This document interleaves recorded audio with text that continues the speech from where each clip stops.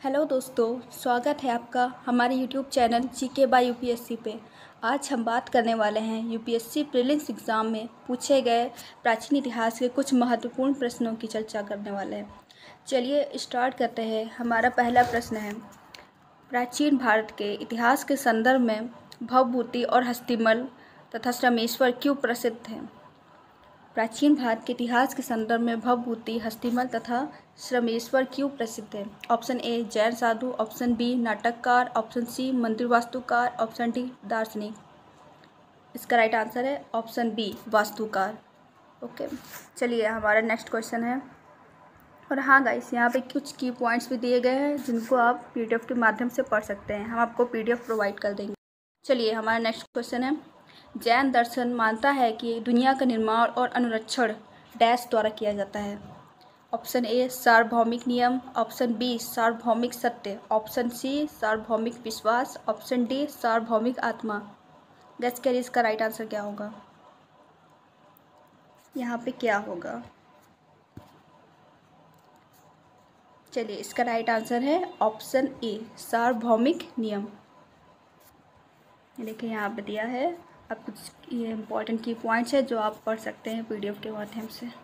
चलिए हमारा third question है, प्राचीन भारत के विद्वानों साहित्यकारों के संदर्भ में निम्नलिखित कथनों पर विचार कीजिए।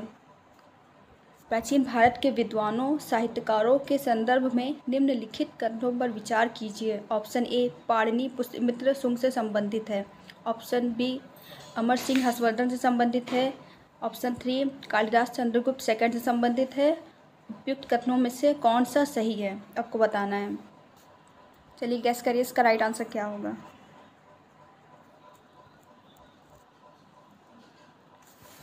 चलिए इसका राइट आंसर है option C Kalidas Chandragupta second से संबंधित है। ऑप्शन सी केवल 3। ओके, चलिए हमारा नेक्स्ट क्वेश्चन है।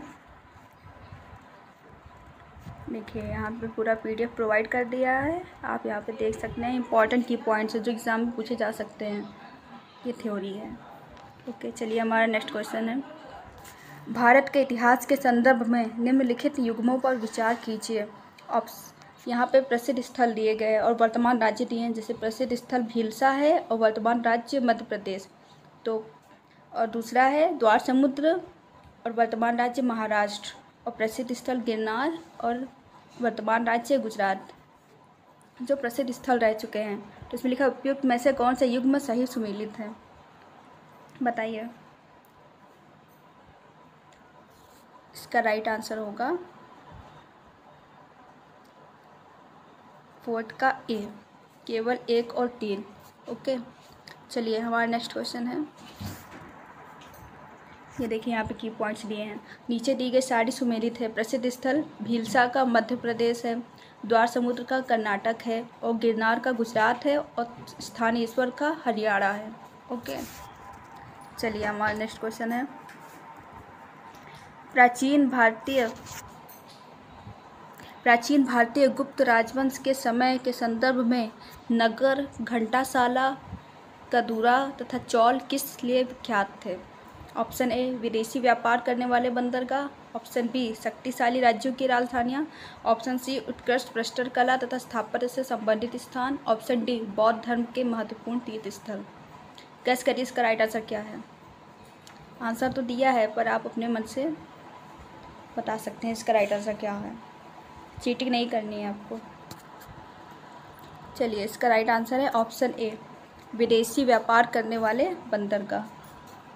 ओके, देखिए यहाँ पे इम्पोर्टेंट की पॉइंट्स भी दे गए हैं। रोमन साम्राज्य की संपत्ति पश्चिमी भारत में कल्याण, चोल, ब्रोज और खंबात के बंदरगाहों के माध्यम से भारत पहुंची।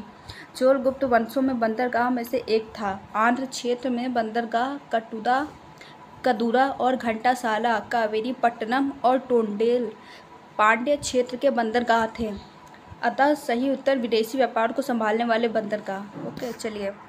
और हाँ, यहाँ पे इम्पोर्टेंट पॉइंट्स भी दिए गए हैं और एडिशनल इन्फॉर्मेशन भी जो नए पैटर्न पे आधारित है, उसको भी आप ज़रूर देख लीजिएगा। चलिए हमारा नेक्स्ट क्वेश्चन है, भारत का राष्ट्रीय आदर्श सत्यमेव जयते भारत का प्रतीक चिन्ह निम्न में से अंकित है जो कहाँ से लिया गया। डैश मतलब कहाँ से लिया गया। इसका राइट आंसर है ऑप्शन डी, मुंडोक-निषद। ओके, चलिए हमारा नेक्स्ट क्वेश्चन है क्वेश्चन नंबर 7। निम्नलिखित में से कौन से साम्राज्य बुद्ध के जीवन से जुड़े थे। निम्नलिखित में से कौन से साम्राज्य बुद्ध के जीवन से जुड़े थे। ऑप्शन ए अवंती, 2 गांधार, 3 कौशल, 4 मगध। नीचे दिए गए कूट का उपयोग करके सही उत्तर चुनिए। बुद्ध के जीवन से जुड़े कौन से थे साम्राज्य। बुद्ध के जीवन से कौन से जुड़े साम्राज्य थे। आप बता सकते क्या होगा। इसका राइट आंसर है ऑप्शन सी, केवल 3 और 4। 3 और 4 कौन से हैं हमारे, कौशल और मगध। ओके, चलिए हमारा नेक्स्ट क्वेश्चन है। ये देखिए की पॉइंट्स यहाँ पे दिए हैं जो आप पढ़ लीजिएगा। पीडीएफ के माध्यम से आपको प्रोवाइड कर देंगे और बाद में आप इसको देख सकते हैं। एडिशनल इन्फॉर्मेशन भी है जो नए पैटर्न पर आधारित है जो यहाँ पे हम लोगों ने ऐड कर दी है। चलिए हमारा नेक्स्ट क्वेश्चन नंबर 8 है। सम्राट अशोक के शिलालेखों का सबसे पहले विकूटन किसने किया था। विकूटन मतलब डिसाइफर किसने किया था। डिसाइफर मतलब खोज, मतलब जो पढ़ने में कौन सफल हुआ था। इसका राइट आंसर होगा option B, James Prinsep.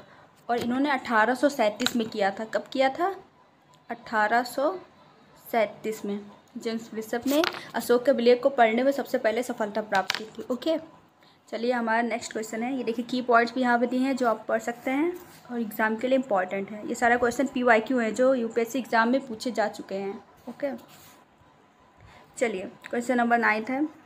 Rigveda कालीन आर्यों और सिंधु घाटी के लोगों की संस्कृति के बीच अंतर के संदर्भ में निम्नलिखित में से कौन सा कथन सही है। स्टेटमेंट 1, ऋग्वेद कालीन आर्य कवच और शिरस्त्राण का उपयोग करते थे जबकि सिंधु घाटी सभ्यता के लोगों में इनके उपयोग का कोई साक्ष्य नहीं मिलता है। स्टेटमेंट 2, ऋग्वेद कालीन आर्यों को स्वर्ण, चांदी और ताम्र का ज्ञान था जबकि सिंधु घाटी के लोगों को केवल ताम्र और लोहे का ज्ञान था। स्टेटमेंट 3, ऋग्वेद कालीन आर्यों ने घोड़ों को पालतू बनाया था जबकि इस बात का कोई साक्ष्य नहीं है। सिंधु घाटी के लोग इस पशु को जानते थे। नीचे दिए कूट का प्रयोग कर सही उत्तर चुनिए। बताइए इसका राइट आंसर क्या होगा। गेस करिए इसका राइट आंसर क्या होगा।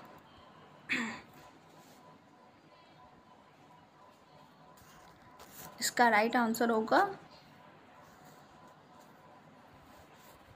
केवल 1, केवल 2 और 3, केवल 1 और 3, 1, 2 और 3। इसका राइट आंसर होगा ऑप्शन डी, ऑप्शन डी, केवल 1 और 3। कौन से हैं चलिए देखते हैं। ऋग्वेद कालीन आर्य कवच और शिरस्त्राण का उपयोग करते थे जबकि सिंधु घाटी सभ्यता के लोगों में इनका उपयोग का कोई साक्ष्य नहीं मिलता है। सही है, ये भी बात सही है। और ऋग्वेद कालीन आर्यों ने घोड़ों को पालतू बनाया था जबकि इस बात का कोई साक्ष्य नहीं है कि सिंधु घाटी के लोग इस पशु को जानते थे। देखिए सिंधु घाटी सभ्यता में इसके साक्ष्य तो मिले थे लेकिन इस पशु को जानते नहीं थे वो लोग। चलिए हमारा नेक्स्ट क्वेश्चन है। ये देखिए की पॉइंट्स यहाँ पे दिए हैं और ये देखिए यह प्रश्न यूपीएससी सिविल सेवा प्रारंभिक परीक्षा 2017 पेपर फर्स्ट में पूछा गया था। ओके, ये सारे क्वेश्चन आपके लिए इम्पॉर्टेंट हैं, उसको ज़रूर से ज़रूर याद कर लीजिएगा और समझ भी लीजिएगा। ये देखिए एडिशनल इन्फॉर्मेशन दी है जो नए पैटर्न पे आधारित है, ज़रूर इसको पढ़ लीजिएगा। चलिए हमारा नेक्स्ट क्वेश्चन है क्वेश्चन नंबर 10।